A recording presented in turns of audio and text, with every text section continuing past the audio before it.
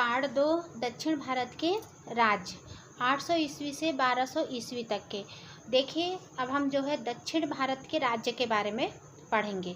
तो पूर्व मध्यकाल में दक्षिण भारत और उत्तर भारत के राज्यों के बीच जो है निकटता बढ़ने के क्या कारण थे और दक्षिण भारत के प्रमुख राजवंश कौन कौन से थे। तो ऐसा माना जाता है कि पूर्व मध्यकाल में देश के उत्तरी और दक्षिणी भाग के राज्यों के बीच निकटता बढ़ गई थी। मतलब पूर्व मध्यकाल में ऐसा माना जाता है कि पूर्व मध्यकाल में जो है देश के उत्तरी और दक्षिणी दोनों राज्यों के बीच जो है निकटता बढ़ गई थी। तो ये निकटता बढ़ने के ऐसे कौन कौन से कारण हैं, हम देखते हैं कि दोनों राज्यों के बीच जो है जो निकटता बढ़ी उनके कारण। जैसे कि देखिए एमपी और छत्तीसगढ़ ये दो राज्य हैं, वैसे ही जो है ये दोनों राज्यों के बीच जो है निकटता बढ़ी। तो इनके कारण हम देख लेते हैं। अब देखिए दक्षिण भारत के उत्तरी भाग के राज्यों ने अपने राज अधिकार को गंगा नदी की घाटी तक बढ़ाने का प्रयत्न किया। यानी कि दक्षिण भारत के उत्तरी भाग के राज्यों ने जो है अपने राज्य के अधिकार को गंगा नदी की घाटी तक पहुंचाने का प्रयत्न किया। गंगा नदी कहाँ पर है, आप लोगों को पता है कि यह जो है इलाहाबाद में है, प्रयागराज यूपी में। ठीक है। उसके बाद दक्षिण भारत में शुरू हुए धार्मिक आंदोलन उत्तर भारत में भी लोकप्रिय हुए। अब दक्षिण भारत में शुरू हुए धार्मिक यानी धर्म पर आधारित दक्षिण भारत में शुरू हुए धार्मिक आंदोलन मतलब यानी कि धर्म पर आधारित आंदोलन का जो है उत्तर भारत के लोगों ने भी इसका समर्थन किया। इस प्रकार दोनों राज्यों में जो है निकटता आई। ये दूसरा हो गया। तीसरा कारण हम देखते हैं दक्षिण भारत के विभिन्न शासकों ने धार्मिक कर्मकांडों अध्ययन अध्यापन के लिए उत्तर भारत के ब्राह्मण वर्ग को दक्षिण भारत में बसने के लिए आमंत्रित किया। अब देखिए दक्षिण भारत के विभिन्न राजाओं ने धर्म पर आधारित जो है दक्षिण भारत के जो है विभिन्न राजाओं ने धर्म पर आधारित जैसे पूजा पाठ करना, पढ़ने लिखने के लिए उत्तर भारत के सभी ब्राह्मणों को जो है दक्षिण भारत यानी अपने राज्य में बसने या रहने के लिए जो है उनको जो है आमंत्रित किया, बुलाया। ठीक है। अब हम देखते हैं कि उत्तर भारत देखिए दक्षिण भारत में आने वाले ब्राह्मणों को जो है दक्षिण भारत में आने वाले ब्राह्मणों को भूमि प्रदान की गई। विशाल भारत देश के दोनों भाग्यों के राज्य के बीच निकटता बढ़ने लगी। उत्तर और दक्षिण भारत के राज्य उस प्रकार अलग अलग नहीं रहे जिस प्रकार से वह प्राचीन काल में थे। तो प्राचीन काल में यानी कि देखिए वहाँ से जब ब्राह्मण आए, दक्षिण भारत से जो ब्राह्मण आए उनको जो है भूमि प्रदान की गई, जमीन दी गई और भारत देश के दोनों भागों के राज्यों के बीच जो है निकटता बढ़ने लगी और उत्तर और दक्षिण भारत के राज्य जो है मतलब दोनों राज्य जो है जैसे पहले अलग अलग रहे हैं, प्राचीन काल में जो है अलग अलग रहे, इस प्रकार से जो है अब नहीं रहे। यानी कि दक्षिण भारत के राज्य जो है उस प्रकार अलग अलग नहीं रहे जिस प्रकार से प्राचीन काल में थे। 8वीं शताब्दी में दक्षिण भारत अनेक छोटे छोटे राज्यों में बढ़ गया था। इनके जो है प्रमुख राजवंश थे पल्लव, राष्ट्रकूट, चालुक्य, चोल, चेर और पांड्य। मतलब दक्षिण भारत के राजवंश या राजाओं के वंश, उनके परिवार कह सकते हैं। तो जैसे ही 8वीं शताब्दी का प्रारंभ हुआ दक्षिण भारत जो है कई छोटे छोटे राज्यों में जो है छोटे राज्यों में बट गया और इनके प्रमुख राज्य जैसे पल्लव है, राष्ट्रकूट, चालुक्य, चोल, चेर, पांड्य, ये सब क्या थे, ये सब जो है दक्षिण भारत के राज्य।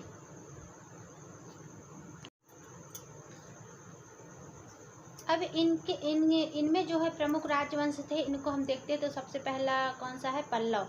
तो 4वीं शताब्दी में पल्लव का उदय जो है, अब देखिए इस वंश के इस राजवंश में जो देखिए 4वीं शताब्दी में पल्लव का उदय जो है कहाँ हुआ था, कृष्णा नदी के दक्षिण प्रदेश में हुआ था।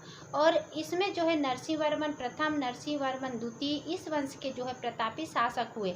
किस वंश के, पल्लव वंश के। इसके जो है ये जो है दोनों शासक हुए और नरसिंह वर्मन जो है प्रथम ने चालुक्य राजा पुलकेशिन द्वितीय को युद्ध में जो है पराजित करके यानी हरा करके जो है वातापी को जीतने वाला वह उपाधि धारण की और कांचीपुरम को जो है अपनी राजधानी बनाया। अब देखिए पल्लव वंश का जो है ये समझ में आना चाहिए कि पल्लव वंश का उदय जो है कहाँ से हुआ। तो ये उदय जो है कृष्णा नदी के दक्षिण प्रदेश में हुआ। और इनके जो है प्रमुख शासक, इस वंश के जो है प्रमुख शासक कौन कौन हुए?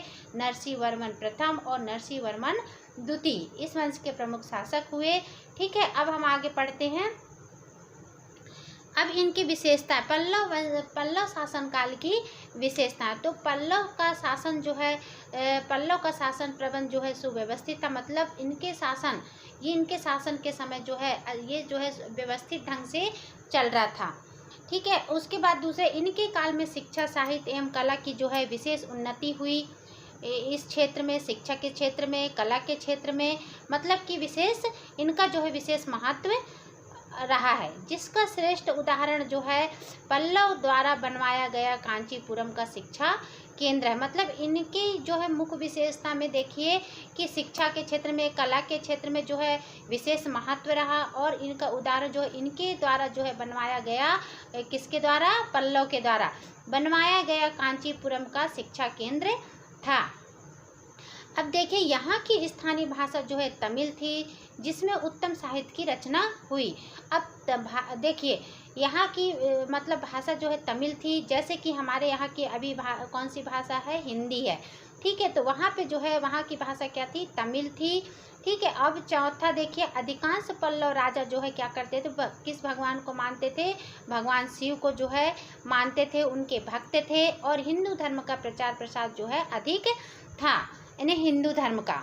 ठीक है, अब देखिए पल्लव ने अनेक मंदिरों का जो है इन्होंने जो है क्या किया कि अनेक मंदिरों का निर्माण जो है करवाया, जिसमें जो है कांची के धर्मराज व कैलाशनाथ, मतलब कौन कौन से ऐसे मंदिरों का इन्होंने जो है निर्माण करवाया, बनवाया। तो देखिए कांची के धर्मराज व कैलाशनाथ मंदिर तथा महाबलीपुरम में समुद्र तट और चट्टान को काटकर बनवाए गए रथ मंदिर जो है ये प्रसिद्ध है। तो कांची के देखिए धर्मराज, कैलाशनाथ मंदिर तथा महाबलीपुरम में समुद्र तट पर समुद्र के किनारे जो है चट्टान थे, जो चट्टानों को जो है वहाँ पर हटा करके उनको साफ करवा करके जो है ये रथ मंदिर जो है बनवाए गए। और ये जो है ये मंदिर जो है प्रसिद्ध है। अब हम देखते हैं दूसरा राजवंश, राष्ट्रकूट। तो चालुक्य राजा जो है कीर्तिवर्मन के सामंत दंती दुर्ग राष्ट्रकूट वंश की नींव डाली थी। अब देखिए राष्ट्रकूट वंश, इसमें जो है इसकी शुरुआत मतलब किसने की थी? दंती दुर्ग ने की थी। जैसे हम जो है मकान बनाते हैं तो नींव डाला जाता है पहले, उसके बाद ही मकान तैयार होता है कि नहीं, वैसे ही जो है इसकी मतलब इस वंश की जो है नींव किसने डाली थी? दंती दुर्ग ने। ठीक है, इन्होंने जो है इसकी शुरुआत की थी। तो राष्ट्रकूट दक्षिण भारत में अपनी शक्ति तथा साम्राज्य विस्तार के लिए जाने जाते थे। और उसमें जो है कृष्ण प्रथम, गोविंद द्वितीय, राजा ध्रुव, धारावर्ष गोविंद तृतीय, अमोघ वर्ष कृष्ण द्वितीय, इस वंश के जो है ये प्रमुख शासक हुए। कौन से वंश के? राष्ट्रकूट वंश के।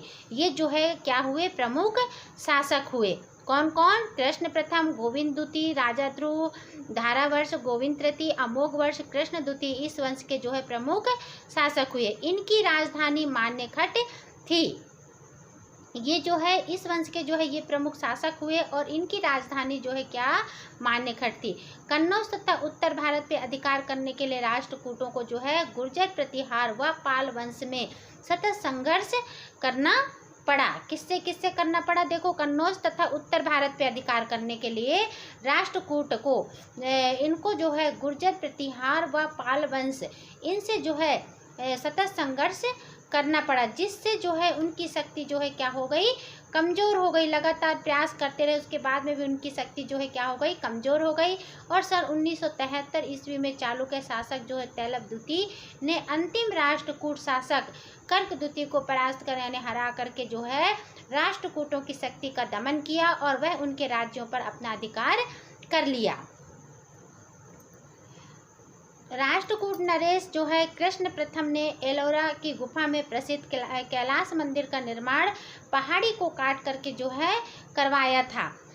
वहाँ पे जो है पहाड़ थे, पेड़ पौधे थे, ठीक है। तो उसको जो है साफ करवा करके जो है कौन से मंदिर का निर्माण करवाया गया, कैलाश मंदिर का निर्माण किया गया। अब इसकी विशेषता, राष्ट्रकूट वंश की विशेषता देख लेते हैं। तो देखिए, प्रशासनिक व्यवस्था में राजा जो है सर्वोच्च अधिकारी होता था तथा वह मंत्रियों की सहायता से जो है अपना शासन सुचारू रूप से अच्छे ढंग से चलाता था। मतलब प्रशासनिक व्यवस्था में राजा को जो है राजा जो है बड़ा होता था, मतलब वो जो है बड़ा अधिकारी, राजा को जो है बड़े अधिकारी मानते थे। और वह राजा जो है क्या करता था कि वह जो है अन्य मंत्री जो रहते थे उनकी सलाह से, उनकी सहायता से जो है शासन करते थे। तो उनकी सलाह लेकर के शासन को सुचारू रूप से चलाते थे, अच्छे ढंग से जो है चलाते थे। अब राष्ट्रकूट राजा शिक्षा व कला के संरक्षक थे। अमोघ वर्ष प्रथम एक उच्च कोटि का लेखक था। इस वंश के शासकों ने अनेक मंदिरों का निर्माण करवाया। ये देखिए, अब राष्ट्रकूट राजा जो थे वह शिक्षा के क्षेत्र में, कला के क्षेत्र में, ये सब में जो है ये थे। उसके बाद में अमोघ वर्ष प्रथम एक जो है क्या था, उच्च कोटि का लेखक था। और इस वंश के शासकों ने इस वंश के शासक भी जो थे, राष्ट्रकूट वंश के शासक, इनके शासनकाल में भी जो है अनेक मंदिरों का जो है निर्माण करवाया गया, बनवाया गया। अपने इष्ट देवताओं शिव व विष्णु की विशाल जो है प्रतिमाएं जो है, मूर्तियां जो है स्थापित भी की गई।